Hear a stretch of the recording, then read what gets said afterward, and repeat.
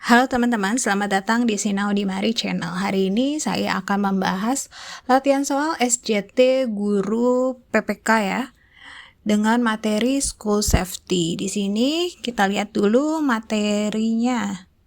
Untuk materi dan bobot nilai seleksi kompetensi PPK ya. Karena SJT itu masuknya ke tes kompetensi teknis ya, beda sama yang manajerial, sosial kultural, sama wawancara.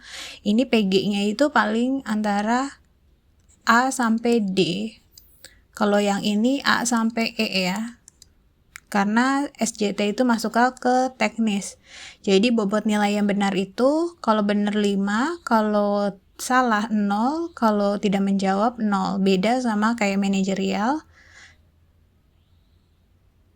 Manajerial itu kalau tertingginya 4, nilai terendahnya 1, tidak menjawab itu 0. Ini sama ya untuk sosial kultural sama wawancara.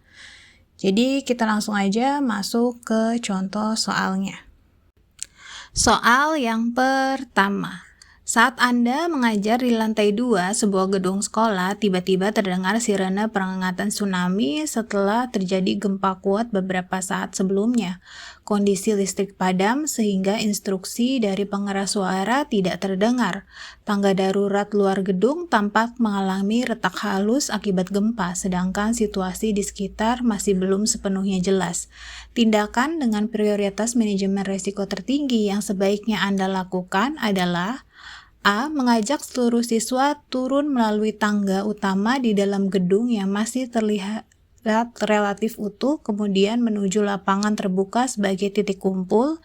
B. Meminta siswa tetap berada di dalam kelas, menjauh dari kaca jendela, serta berlindung di bawah meja sampai petugas evakuasi datang.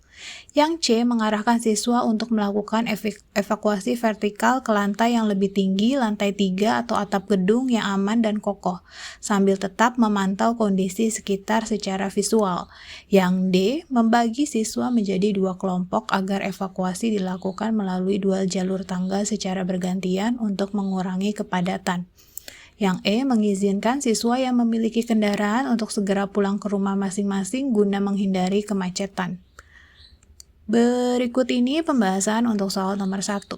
Di sini poin utamanya adalah dalam situasi peringatan tsunami pasca gempa, terutama ketika jalur evakuasi horizontal tidak sepenuhnya aman atau kondisi luar tidak pasti, tindakan paling aman di gedung bertingkat adalah evakuasi vertikal ke lantai yang lebih tinggi atau area atap yang kokoh. Ini meminimalkan terjadi resiko terpapar tsunami dengan cepat tanpa harus melewati struktur potensi yang rusak. Di sini poinnya itu bukan soal gempa ya, tapi lebih ke tsunami-nya. Kita analisis opsinya. Untuk soal nomor 1 itu jawaban yang paling tepat yang C ya.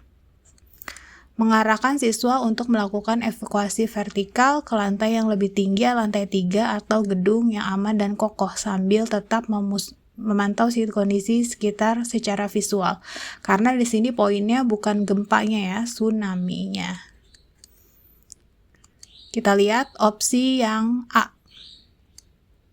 Mengajak seluruh siswa segera turun melalui tangga utama di dalam gedung yang masih terlihat relatif utuh untuk kemudian menuju lapangan terbuka sebagai titik kumpul. Kenapa ini salah?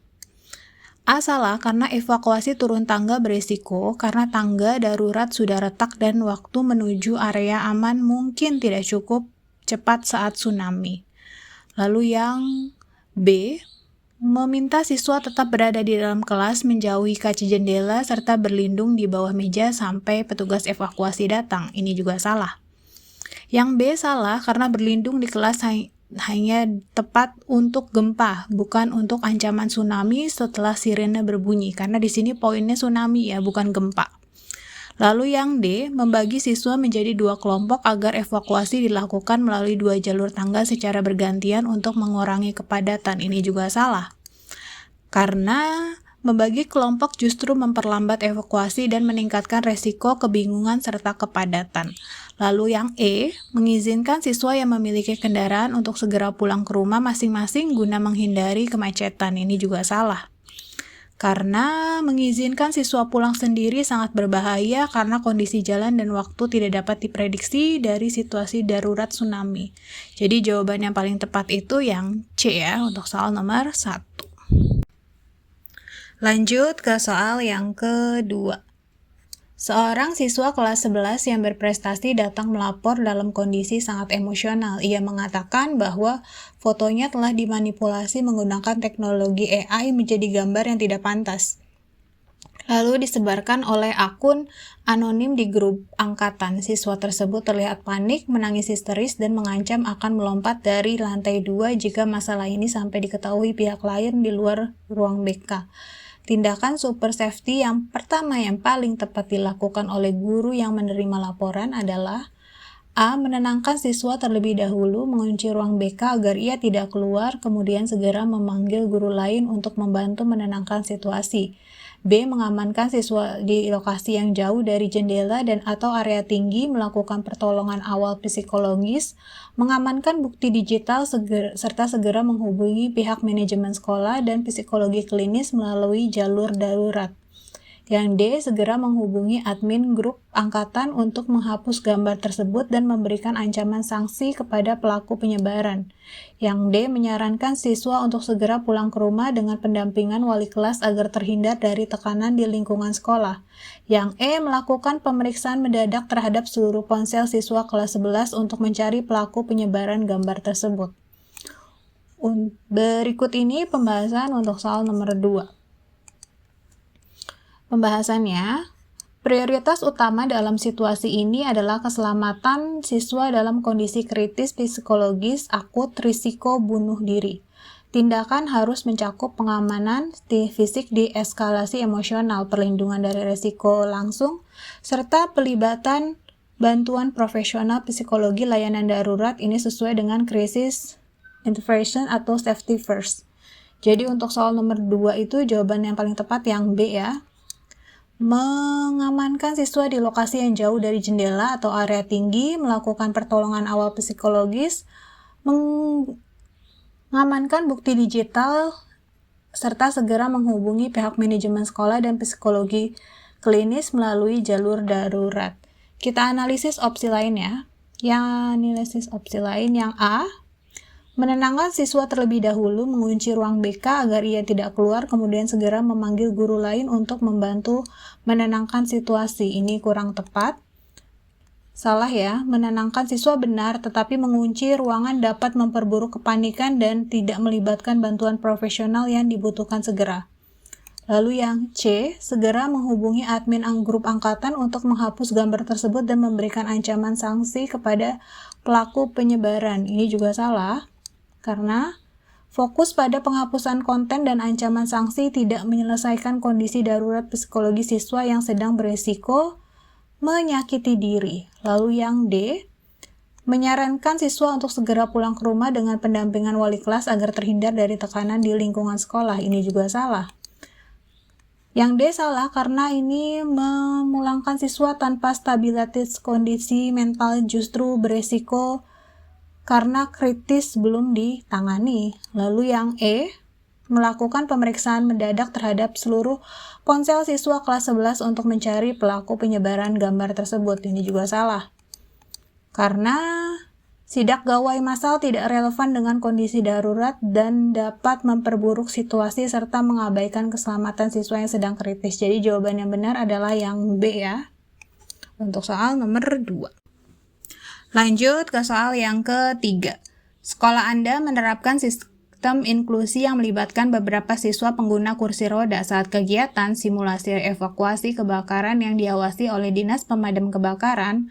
Anda mendapati bahwa satu-satunya jalur ram atau bidang miring untuk akses kursi roda tertutup oleh material proyek renovasi kantin.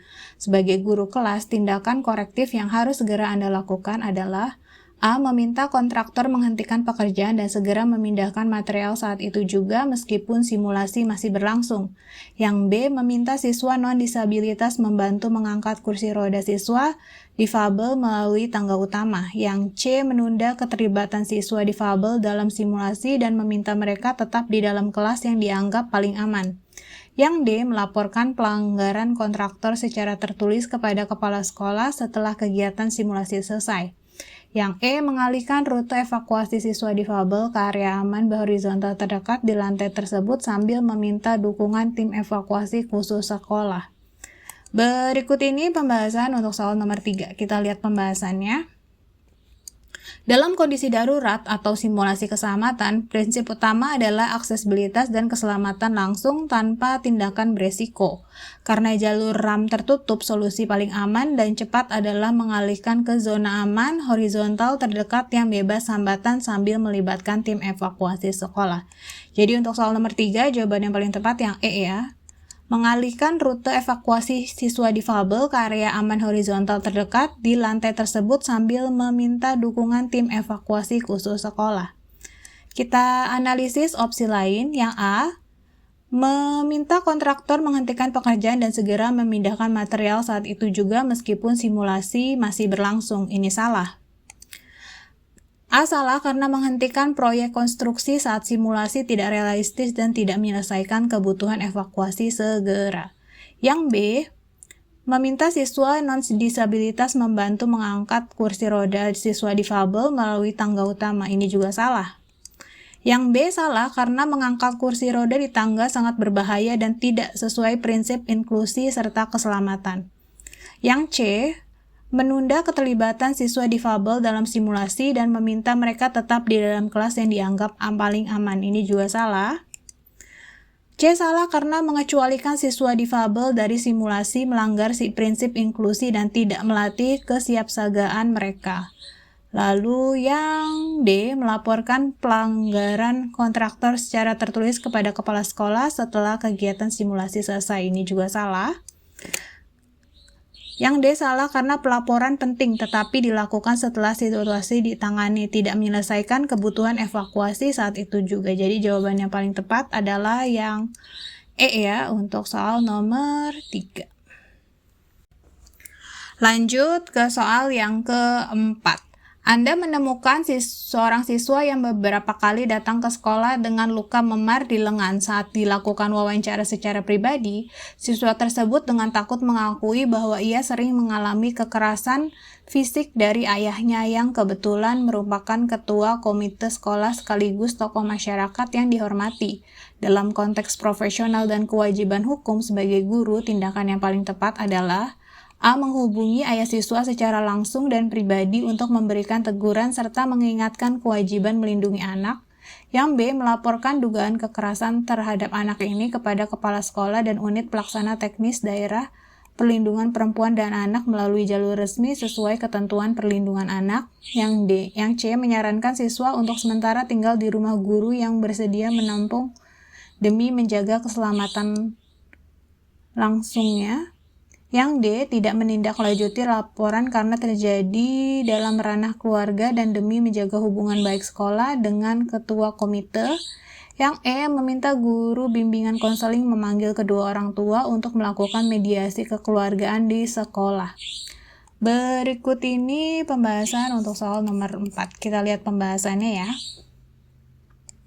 Dalam kasus dugaan kekerasan terhadap anak, guru memiliki kewajiban melaporkan melalui jalur resmi perlindungan anak. Ini sesuai prinsip perlindungan anak dan prosedur hukum melibatkan kepala sekolah dan lembaga perlindungan seperti UPTD, PPA, bukan ditangani secara pribadi atau mediasi internal.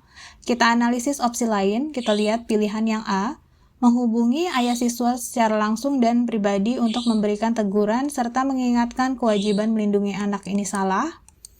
Yang A, salah karena menghubungi pelaku secara langsung beresiko memperburuk kondisi korban dan tidak sesuai prosedur perlindungan anak. Kita lihat yang C ya, menyarankan siswa untuk sementara tinggal di rumah guru yang bersedia menampung demi menjaga keselamatan langsungnya. Ini juga salah. Yang C, salah karena menampung siswa di rumah guru tanpa prosedur resmi dapat menimbulkan masalah hukum dari keamanan. Lalu yang D, tidak menindaklanjuti laporan karena terjadi dalam ranah keluarga dan demi menjaga hubungan baik sekolah dengan ketua komite. Ini juga salah. D salah karena mengabaikan laporan kekerasan anak adalah pelanggaran etika dan hukum. Lalu yang E, meminta guru bimbingan konseling memanggil kedua orang tua untuk melakukan mediasi kekeluargaan di sekolah. Ini juga salah. Karena mediasi kekeluargaan tidak tepat untuk kekerasan anak karena dapat membahayakan korban dan tidak menggantikan proses hukum. Jawaban yang benar berarti yang B ya. Guru bisa langsung laporkan dugaan kekerasan terhadap anak itu kepada kepala sekolah dan unit pelaksana teknis daerah perlindungan perempuan dan anak melalui jalur resmi sesuai ketentuan perlindungan anak. Jadi untuk soal nomor 4, jawaban yang paling tepat yang B ya. Lanjut ke soal yang kelima. Pada waktu istirahat, Anda melihat dua kelompok siswa dari latar belakang organisasi kepemudaan yang berbeda sedang berkumpul di area kantin belakang sekolah. Situasi mulai memanas karena ada adu mulut terkait coretan pada atribut keagamaan yang ada di mading sekolah. Tindakan preventif yang paling tepat untuk mencegah konflik horizontal meluas adalah A. Langsung menyita seluruh perangkat gawai siswa yang berkumpul agar mereka tidak lagi menghubungi pihak luar dan memperbesar massa. B. Membubarkan kerumunan secara paksa menggunakan pengeras suara serta memberikan hukuman lari keliling lapangan kepada seluruh siswa yang terlibat di area tersebut. C. Memanggil aparat kepolisian sektor terdekat untuk masuk ke area sekolah dan melakukan penangkapan sebelum terjadi bentrokan fisik. D. Membiarkan perdebatan berlangsung dari jarak jauh untuk mengamati kelompok mana yang memulai tindakan fisik terlebih dahulu. E. Mengamankan kedua kelompok ke ruang terpisah melibatkan pembina OSIS atau kesiswaan untuk memediasi restoratif, memberikan coretan di mading, serta memperketat pengawasan lingkungan sekolah. Berikut ini pembahasan untuk soal nomor 5. Kita lihat pembahasannya. Pendekatan terbaik dalam potensi konflik horizontal di lingkungan sekolah adalah dieskalasi, pemisahan kelompok, pengamatan situasi, mediasi restoratif. Tujuannya mencegah eskalasi tanpa kekerasan sambil menangani akar masalah secara terstruktur. Jadi untuk soal nomor 5, jawabannya paling tepat yang E ya. Mengamankan kedua kelompok ke ruang terpisah melibatkan pembina OSIS atau kesiswaan untuk mediasi restoratif, membersihkan coretan di mading, serta memperketat pengawasan lingkungan sekolah. Kita analisis opsi lain. Yang A, langsung menyita seluruh perangkat gawai siswa yang berkumpul agar mereka tidak lagi menghubungi pihak luar dan memperbesar massa. Ini juga salah. Yang A salah karena penyitaan gawai tidak langsung menyelesaikan konflik dan bisa memperburuk eskalasi emosional. Yang B, membubarkan kerumunan secara paksa menggunakan pengeras suara serta memberikan hukuman lari keliling lapangan kepada seluruh siswa yang terlibat di area tersebut. Ini juga salah. Yang B salah karena ini tidak tindakan represif dan hukuman massal tidak menyelesaikan akar konflik yang dapat memperkeruh situasi. Yang C, memanggil aparat kepolisian sektor terdekat untuk masuk ke area sekolah dan melakukan penangkapan sebelum terjadi bentrokan fisik. Ini juga salah. Yang C salah karena ini melibatkan polisi untuk penangkapan terlalu ekstrim untuk tahap awal dan dapat meningkatkan ketegangan. Yang D, membiarkan perdebatan berlangsung dari jarak jauh untuk mengamati kelompok mana yang melakukan tindakan fisik terlebih dahulu. Ini juga salah. Yang D salah karena membiarkan konflik berkembang tanpa intervensi beresiko tinggi terjadi kekerasan fisik. Jadi jawaban yang tepat itu yang E ya. Untuk soal nomor 5. Sekian pembahasan dari saya hari ini. Kurang lebihnya saya mohon maaf. Semoga ini bisa bermanfaat buat teman-teman semuanya. Jangan lupa like dan subscribe untuk terus mendukung channel ini. Terima kasih sudah menonton.